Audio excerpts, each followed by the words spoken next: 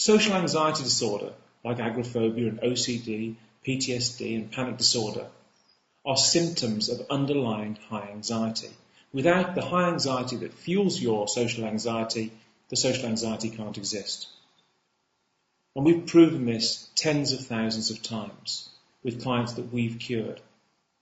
Clients who've got rid of their social anxiety completely and moved on to be completely anxiety-free.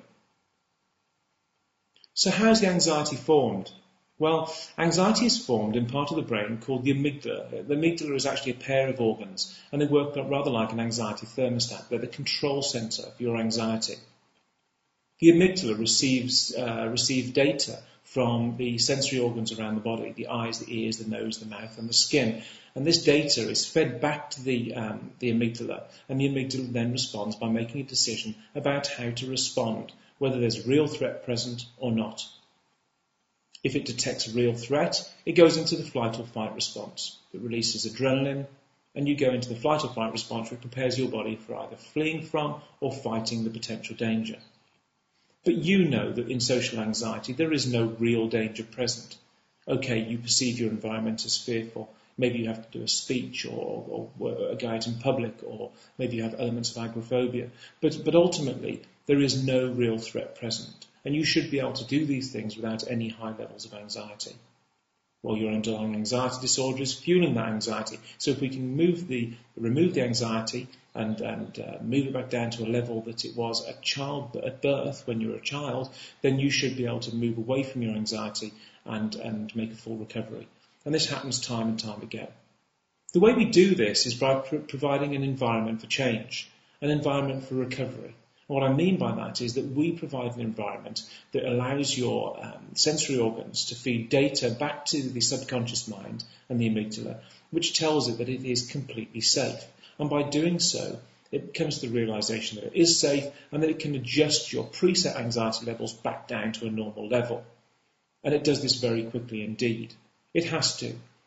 The emotion of fear is very adaptable. It has to, because as we go through life, we move from places that are totally relaxed and vacant of any fear to places that can be quite threatening. And as we move between those environments, it's vital that our anxiety levels fluctuate in order to provide us with protection from potential fears and potential dangers. We do this using the Linden method program, which is a structured way of providing the data, the external data that your subconscious mind needs in order to reset your anxiety back down to a normal level. And it does this very quickly, as I said earlier. It's very structured, it's simple, it's fast, and it works every single time. It can't fail because it is the process that every recovered sufferer has followed to become completely cured of social anxiety. There are many devices out there that claim to be cures for social anxiety, but they're not. These things are superficial. Medication doesn't work. CBT doesn't work generally. In isolation, none of these things can work because they don't address this process, this subconscious anxious process that I'm telling you about now. They don't get to it. They don't get to it in a targeted or direct way.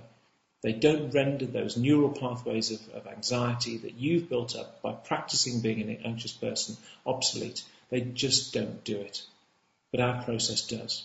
And I hope you give us the opportunity to show you how therapeutic and how curative our process, the Linden method, can be for you and your social anxiety disorder. Do cures for social anxiety exist? Yes, they exist here. And I hope you give us the opportunity to show you them. Take care.